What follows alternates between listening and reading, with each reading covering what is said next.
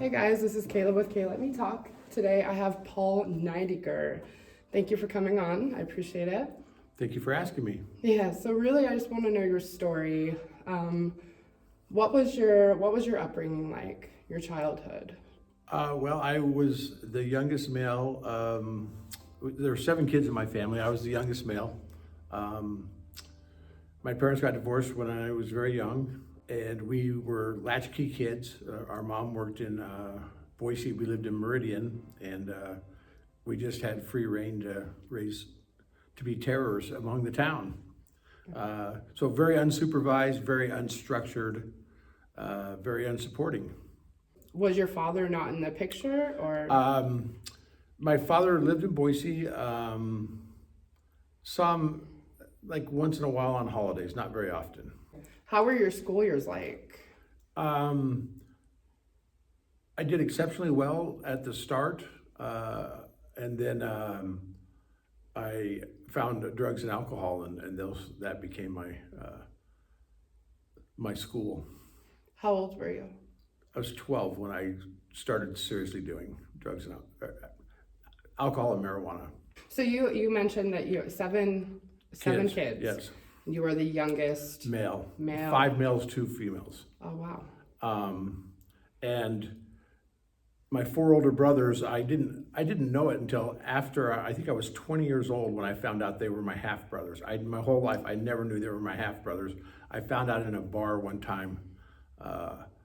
Some guy, I said, "Hey, that's my brother Craig over there." He goes, "That's your half brother," and I was like, "No, it's not. He's my brother." He's like, "He's your half brother." I'm like, "No, he's not." So he went over and asked my brother. He goes, "Yeah, I'm your half brother," but I didn't find out till I was 20 years old. Wow. So it sounds like just from that alone, your family was a little dysfunctional, maybe? A lot of dysfunctional. Okay. Okay. A lot of dysfunctional. Yeah. My brothers were all marijuana dealers. One of them got arrested at 17, was given the option of going to prison or joining the military. So he joined the Navy. He went to San Diego for boot camp. On his first leave, after like 3 weeks, he went to Mexico and tried to smuggle like 100 pounds of marijuana back across the border. Got arrested and went to Leavenworth at 17 years old. Wow. For marijuana. So that's kind of the way you grew up. Yes. Okay. Okay. School went exceptionally well until it didn't. Yeah. Did you graduate? I did. I did graduate high school. I got an empty diploma. I had to make up a class, and I didn't know it was going to be empty until I was walking across the stage and I opened it up and there was nothing in it. Wow. Yeah. So what did that mean? I mean, well, they let me walk, but I had to go. They were going to give me my diploma until I took one class. Yeah, I had one class I had to do during summer school. Okay. What after high school? What happened? Tell me about your life. Well, that brother that went to Leavenworth got out, came back to Boise, started a karate school, was very successful, got arrested on new charges, drug charges, marijuana again, and they were going to send him back to Leavenworth to finish out 15 more years at Leavenworth, and he committed suicide rather than going back. I was 16 years old, and from the day of his suicide until my sobriety date, which was almost 30 years, I used as much drugs and alcohol as I possibly could every day until one of 2 things happened. I either ran out or I passed out. That's the only thing that ever stopped me from 16 to 46. Wow. Yeah, that's a long career. And that's a long career. So when did it transition to hard drugs? I actually took some it's called Seconal. It's not available anymore, but it's a tranquilizer. I actually used that a couple times when I was 12. I got a job working at a restaurant downtown in Boise. It was called the Bouquet. And I started out as a busboy, and there was a lot of cocaine in that place. So I started doing cocaine probably at 15. Wow. just when it was given to me, and then as my employer liked to give us bonuses with cocaine. Okay. So 15, you started cocaine. Yeah. And then, so when your brother passed, you were 16 years old. What did that look like in your life? How did that affect your whole, I'm assuming it affected your whole family, obviously, of course, right? Yeah, it's rather incredible. My family, we still haven't talked about it. We just never talked about it. You always see in TV and in the movies, people always bring like food over to people's house when someone passes. Everybody brought bottles of booze over to our house. Okay. And there was like 100, there was like 100 bottles of booze. And so I just took all this booze and put it in my closet and just started drinking very heavily, like every day, every night. And that's just what we did. And we didn't talk about it. It was just, so we all suffered in pain. Your family still hasn't talked about it? No. Is your family close at all? We think we are, but I would say no. Yeah. I mean, you have a big family too. Yeah. So. Yeah. Do you think that kind of shook it up even more? No, I think we were like pretty much all going on marching down burning down our own paths. I'm the only one sober. Actually, I have a sister that's sober. She became Mormon through a bunch of circumstances when she got married. She got pregnant at 14, had a baby at 15, got married, got divorced, tried to get back with a guy in a mining town in Nevada. The guy deserted her there, so she had a baby, and so the Mormon church took care of her, so she became a Mormon. So she's been sober, but she was the biggest partier of all of us. But now she's been sober since then too. Wow. And your parents, are they alcoholics, addicts? Yeah, okay. Yeah. Both my parents died from alcohol-related diseases. All my uncles and aunts have died from alcohol-related diseases. One uncle, I think he's still alive. He's like 96. He drinks a half a gallon of Bushmills a day, and he's still alive. It's a miracle. Wow. But yeah, it's anytime anybody ever came over to the house, it didn't matter if it was Tuesday at 10 a.m. or Friday night at 8 p.m. All the booze came out. Right. It's just the people drank. That's what they did. So I would have some great successes, and then I would get to. I always started at the bottom. I've had like 6 jobs where I came in. I started at the bottom. You want me to give you one example? Yes. I'll give you one example. So I started out at Club Wholesale Office Supply, which is where Channel 2 is right now. And my job was part-time, and all I did was clean all the cardboard out of the furniture delivery truck. They hired me as a part-time. I just cleaned out the trucks at the end of the day. Okay? So in like 3 months, I'm like one of the sales guys in the office thing. And then in like 5 months, I'm like assistant MIT manager in training. And then after like a year, they're building me a store up in Yakima, Washington. And so that's going to be my store to run. They're building this store. There's one guy that was ahead of me in the MIT program, and he had a store in Spokane. And so he took off to go run the store in Spokane, and all the bigwigs needed to go to Chicago to secure more funding for more stores. And they left me in charge, and they gave me the big key ring and the combo to the safe, and the whole day, I'm just like, I'm not stopping at the bar today. I'm not stopping at the bar tonight. I'm not stopping at the bar tonight. I set it from 7 a.m. till 9 p.m. I'm not stopping at the bar tonight. And I drove home. I was driving home. I drove up past the train depot, And it's the Torch 2 now. It's a strip club now, but it used to be Casey's, a neighborhood bar.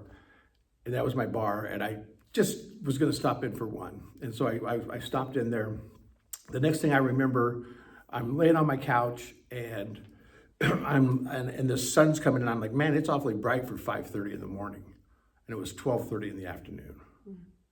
And so the big boss had flown back from Chicago, and this is before cell phones, and I'm like trying to open the store, and I've got tills everywhere, and it's just a mess, and customers are around, and the big boss walks in, and he's like, I don't get it. And I said, sorry.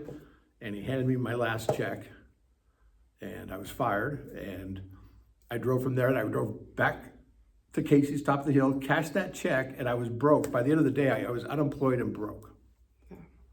And that's just that's just one example. There's several of those in my lifetime.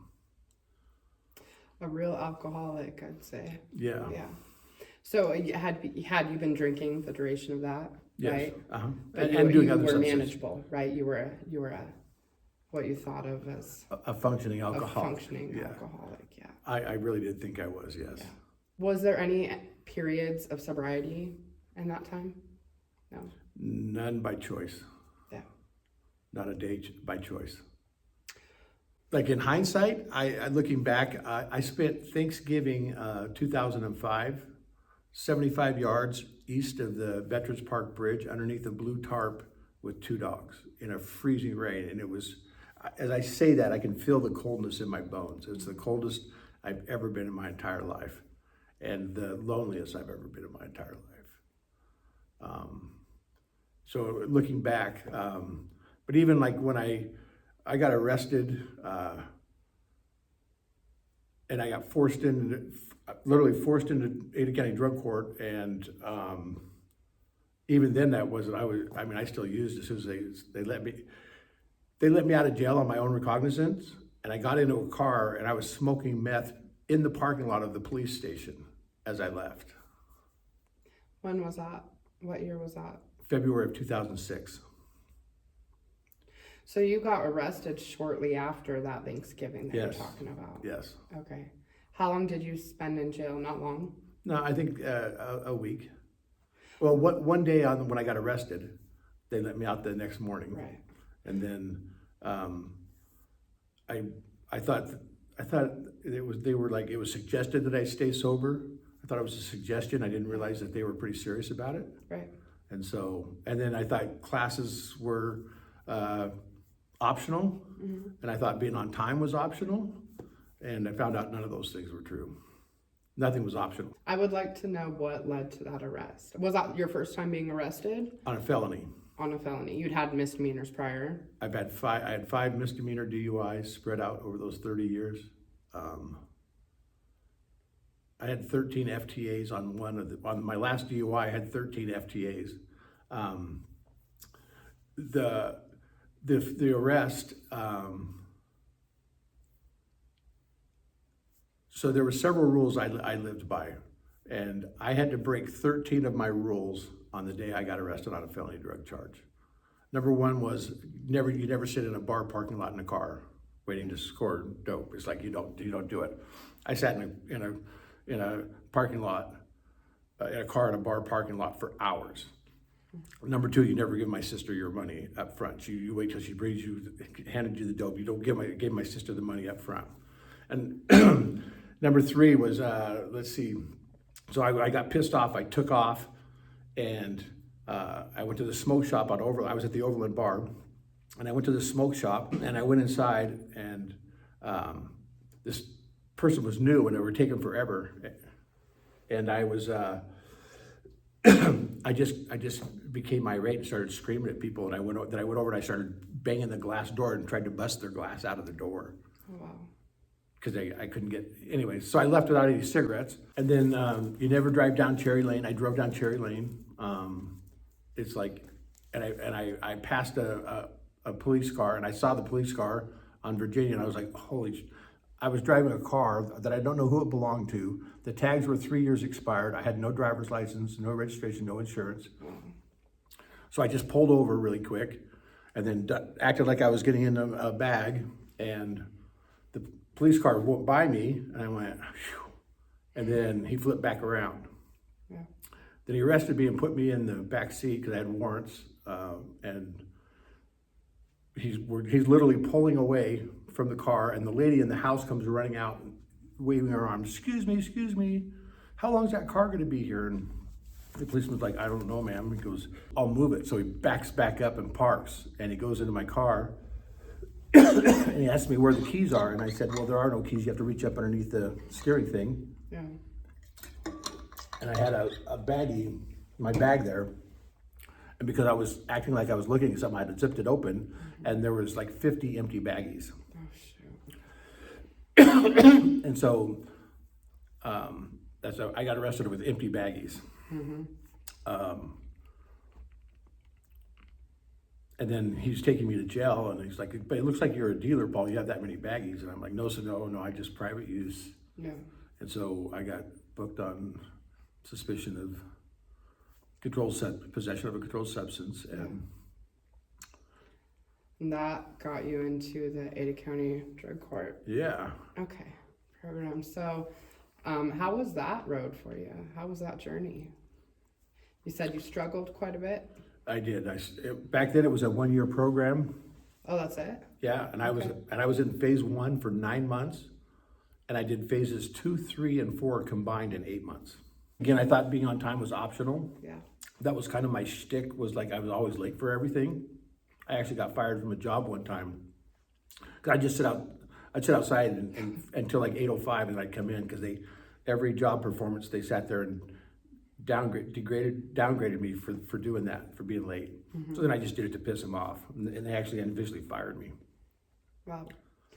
And I was like a manager there. I did a lot of sealed. Yeah. So, I mean, obviously it was a 1-year program, so you graduated in 1 year. In 17 months. Oh, okay. Okay, so you pushed that even longer. Yes. What happened after you graduated?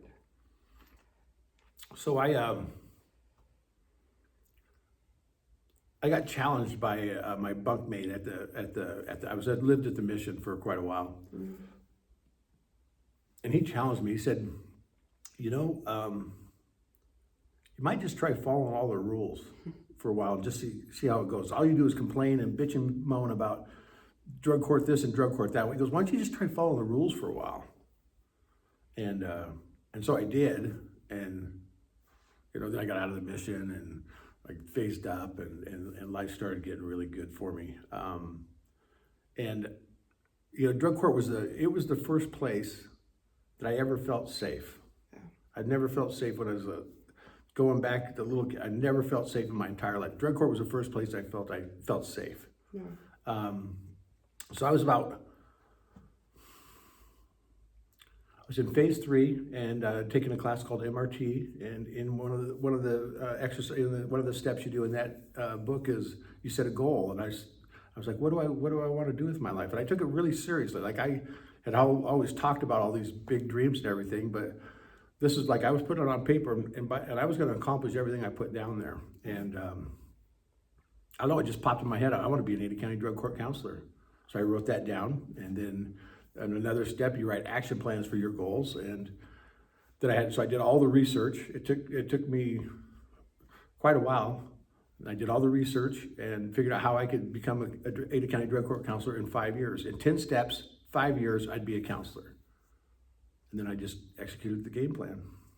Yeah, that gave me goosebumps, because a lot of people, I mean, I think that we have this is a part of our journey for a reason, right? Mm-hmm. And I truly think that that alcoholics and addicts are warriors. I believe that there's a spark in them that is meant for, I mean, I believe everyone's meant for something great, but like there's something in you that is meant for so much more, and you're meant to share your story. You're meant for these great things. Otherwise you wouldn't have survived it. Absolutely. That is so spot on. It is the absolute truth. Yeah. I hear people say that religion is for people who are afraid to go to hell, and spirituality is for people who have already been there. 100%. And I think everybody in recovery has been to hell, and that's why we opt for the spiritual path to that today. Yeah. Or the plan was 5 years. The plan was 5 years. Okay. I don't have any college degrees, by the way. I have no college degrees whatsoever. Really? Yeah, there was like I said, I did the research, and there was a backdoor way in that I found.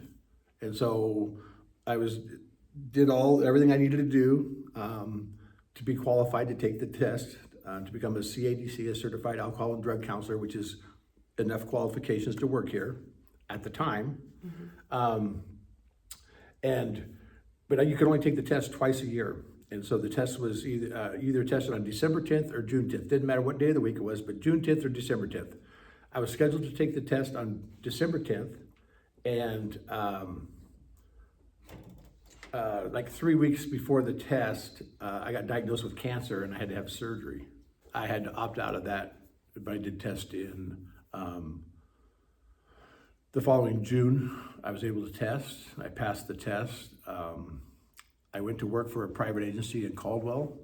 The 7 a.m. attitude adjustment at the old Red House was my home group. I didn't miss a meeting there for the first 3 years of my sobriety. Not one, over 1,000 in a row. And I was sitting there one day at the meeting, and I went, it's time to go home. So the meeting got over, and I walked down. It was 2 blocks to the courthouse. I walked down to the courthouse, I hugged everybody. I need to talk to Maureen. And so Maureen, come on in. I walked in there and I said, Maureen, I go, it's time for me to come home. I want to be, I'm ready to be an Ada County Drug Court Counselor. And she goes, well, Paul, and right at that moment, she was posting a position because a counselor that I really admired had retired. And so she was posting the position right there. She goes, I suggest you apply for it. Wow. And so October 22nd, 2012, I became an Ada County Drug Court Counselor. How awesome is that? Yeah, so it was a little over 5 years, but not quite 6. What has that been like? Because I know that, well, obviously you've been here for a long time. Yeah. Right? And then just being a part of other people's journey. It is, ask me how I'm doing. How are you doing? I'm blessed. Yeah. That's been my answer for a long time. Because like you said earlier about that spark in all of us, it's absolutely in every one of us. And I get paid to watch that spark light.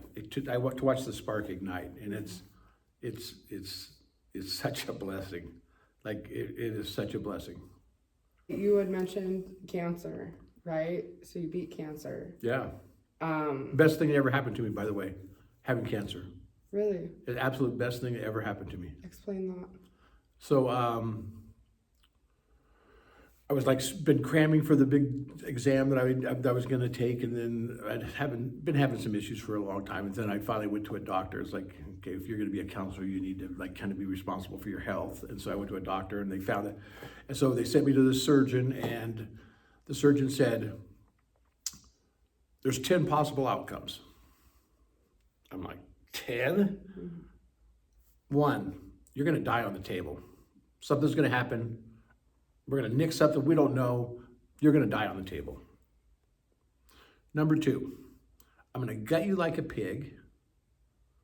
You're going to have a colostomy bag for the rest of your life. You're going to need radiation and chemo, and you'll be in the hospital for 6 weeks. And they went through all these lists of options. And number 10 was, you're going to wake up in recovery, and as soon as you pee, you leave. And so I was a little freaked out. No, I was a lot freaked out. And I think that might have been when I stopped the streak at the Little Red House. It could have been. I don't know for sure. Anyways, so I stopped answering my phone. I stopped answering my door. And for a week, I just sat there and just in this huge tsunami of fear and just all the spiritual work I'd done, I threw out the window. I wouldn't answer everybody's calls. People come by, I wouldn't answer the door. I wouldn't do anything. I also got, I forgot to mention this, the day that I found out I had the cancer and had to have the surgery, I got laid off from my job as well. So now I'm unemployed, blah, blah, blah. Anyways, Poor Paul. Right. And so I'm just like freaking out, and my sponsor comes and kicks my door in. He's like, "What are you doing?" I'm like, "What are you doing? You can't kick my door in." He goes, "You dumbass." And I'm like, "Blah, blah, blah." And I start, and he goes, "Stop." And I'm like, "Blah, blah, blah, blah, blah." He goes, "Stop." And blah, blah, blah, blah. He goes, "Stop." He goes, "Get a piece of paper. Get something to write with." So I didn't get something to write with, of course. And then he goes, "Write this down," and gave me a spiritual prescription. And the spiritual prescription is, I surrender this to you, God, to its best and highest good. I accept this as being to its best and highest good. Thank you, God. Amen. And on the amen, I had to write an asterisk. And at the end of the asterisk, it said, "Repeat until you mean it." So I refused to use it that day.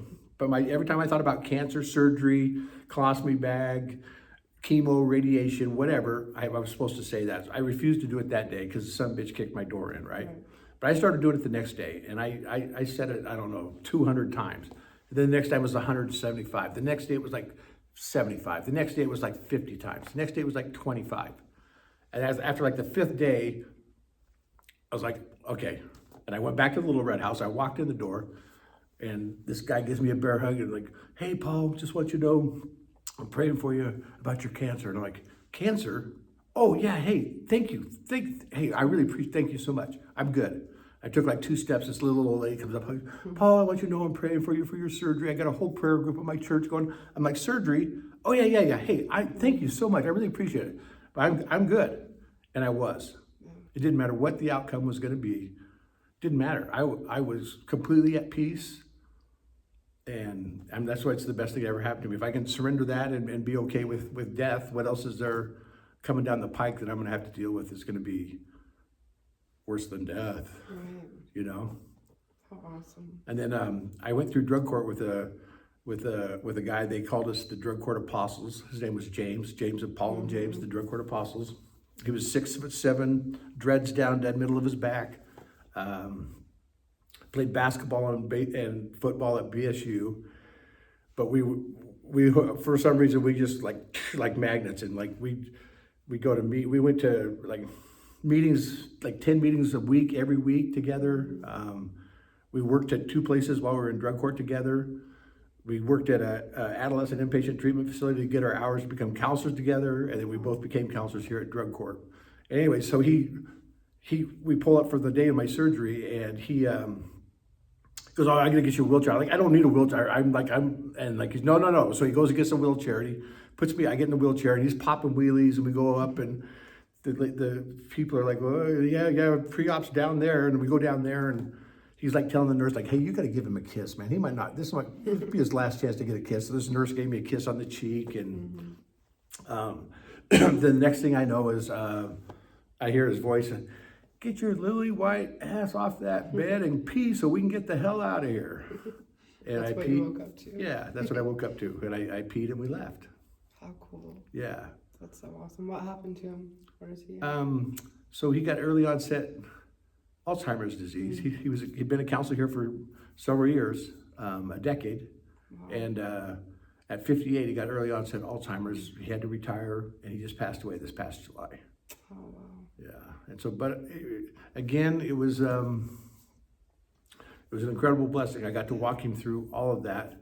I got connected with his family. Now his sister and brother-in-law are like 2 of my closest friends. And I got to witness, he had an incredible faith that always inspired me. And so. What do you foresee your future to be? You've been here for a long time, right? Well, I actually retired in Okay.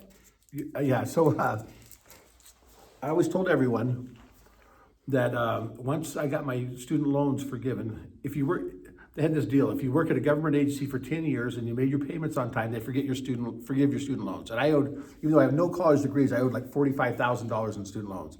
I really liked going to class, to school, Yeah. and I was just taking classes I wanted to take. I knew this is the job I wanted. All I needed was a CADC, but I kept taking classes just because I liked going to school. Yeah. Sober. Yeah. Right. And so in like July 7th or 28th of 2023, they forgave all my student loans. Like, it's a whole process. It had been more than 10 years, and it takes, but then they sent me a letter, and it's forgiven, and I looked on the website, my balances were zero. I've always wanted to retire to the Oregon coast. That's been that was a trip that my dad took me and two of my siblings on when I was like 11, and we went out fishing in the ocean, and I'm the only one that caught any fish. So I was like, I don't know. So I was supposed to be there. Yeah. So I owned a house that was on my 10-year goals, and I bought my house at 9 years and 8 months from that 10-year goal. And so it was like July 27th, 28th, and I gave my notice. I'm retiring, and I picked this date, September 8th. And this is a good part of the story. And I picked September 8th because it was a Friday, and I didn't work Fridays. And I thought that was hilarious that my last day I wasn't going to work. But the joke was on me because I'd signed up to work 2 Fridays that year, and I'd already worked one. And guess which one the second one was? September 8th. Yeah, so I was scheduled to work. So I sold my house, and they had a nice retirement party for me, and I moved to the Oregon coast. And I was there for 7 months. And this is how my God works in my life, okay? If I had moved to any place else on the Oregon coast, other than the place I moved to, I would still be there. I moved to the only place that I didn't fit. I mean, the whole entire coast, and I picked the one spot that I didn't fit. So in March of 24, they had me come and be the guest speaker at the graduation. So the March 24 graduation, I was the guest speaker. And I spent a week here in town, and I had all these different groups of people. I went and did all these different things with all my peeps. And on Friday morning, there's a men's meeting I go to every Friday morning. I've been going to it for 18 years now. That was the last place I went, and there's 25 guys, and I just sit there and I bear hug all of them, and I get in my car and I start driving. It's an 11.5-hour drive to where I lived. And I mean, I was like, I think I just got past Caldwell's when the first time it popped in my head. I'm going the wrong way. Yeah. I'm going the wrong way. And so the whole 11.5 hours I'm driving, I'm like, I could feel my soul emptying. And I was so full. My soul was so full. The whole week I was here, Maureen, the drug court coordinator, she kept texting me, hey, did I tell you we have a position open? Hey, we have a position open. Hey, we have a position open. And I'm driving back, and as soon as I got home, I called my sponsor, and I'm like, I think I shouldn't have come back. I think I should stay. I think I'm supposed to be in Boise. It's like, well, come back to Boise. We'd love to have you back. Yeah. And so I made a decision to move back. And then if I was going to be in Boise, I could have been retired, but if I was going to be in Boise, I might as well work here because I absolutely love this place. How awesome. So I came back to work like April. So that was like March 20th. March 20th, and I was back in Boise, living in Boise on April 8th, and I started back here on April 15th of 24. No time at all. So I make a decision, and things just fall in place for me. Always provides. Always. And sometimes it's the wrong thing, and I'm doing the wrong thing, but it still provides, and I get the answers, and it's always like that. Yeah, exactly. So. How long do you see yourself here? How much longer are you going to do this? How much longer do you want to? I don't know. You don't know? You have no obligations to anything, really. Yeah, no, I could be retired tomorrow and I'm good. Yeah. Like I really am. I'm fine. Yeah. I don't need to work. And that's really been I don't know what the word. It's really freeing. Yeah. You know, just to be here. The only reason I'm here is because I want to be here. Right. I don't have a mortgage. I don't need retirement. I've got retirement. I've got everything that I need. I'm going to be fine. If I never work another day in my life, I'm fine. So every day that I'm here is a day that is because I want to be here. You're living your passion. Yeah, I like completely. And again, witnessing those sparks come on, it's like there's nothing that fills my soul more than watching people do the work to ignite that spark. Right. So the future is whatever you want it to be. Yeah, and I right like. now we're just here. Yeah, Hanging out. I take a lot of vacations. I take a lot of great trips. I was there. See what this says? A little family reunion. Family reunion. Yeah. To build. Oh, cool. Yeah, Vancouver. Yeah. They had a meetup. There was the 90th International AA Convention, and I was there with 35,000 drunks in a stadium where we observed a moment of silence and said the Serenity Prayer together. 35,000 people. Yeah, it just gives me God bumps. Yeah. And then I just went to. This was a Friday in September. I went to the Pro Football Hall of Fame in Canton, Ohio. Then I drove to Dr. Bob's house in Akron. Then I went to the lodge where Dr. Bob and Bill W. first sat knee to knee, sat there right there where they did it. Really cool. Oh, then I went from there, drove to Cleveland, went to the Rock and Roll Hall of Fame, then drove to the Cleveland airport, flew to Chicago, got in a rental car, drove up to Green Bay, Wisconsin. Wow. That was Friday. Dang. Yeah, and so I just do things like that now. Is there anything that you absolutely have to mark off? Yep, I have one thing left on my MRT list I haven't done yet. What is that? Write a book. Okay. I've got like 13 books I've started in my head since I was like 15 years old. I think I started on the first one. Dusty Rose is my first character. 15 years old. I've been building him since then. He's had a hell of a life, by the way. But it's the one thing I haven't done, and I'm I've started. I don't have the discipline to do it yet. Well, it will happen. I know that's true. You've done everything else. Yeah. It's coming.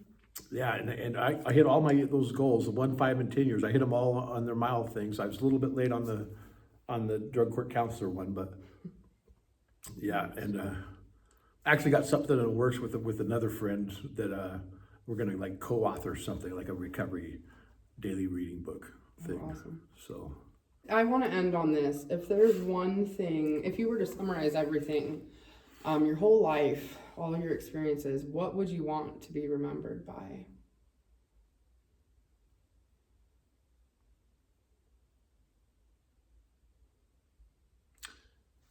he did the work to be blessed, because that's my favorite saying is do the work, you get the paycheck. You know, it's recoveries. It's not for those who need it. It's not for those who want it. Recovery is for those who work for it. Mm-hmm. And if you do the work, you get the paycheck. And the more work I do, the bigger paychecks I get. And so I did the work.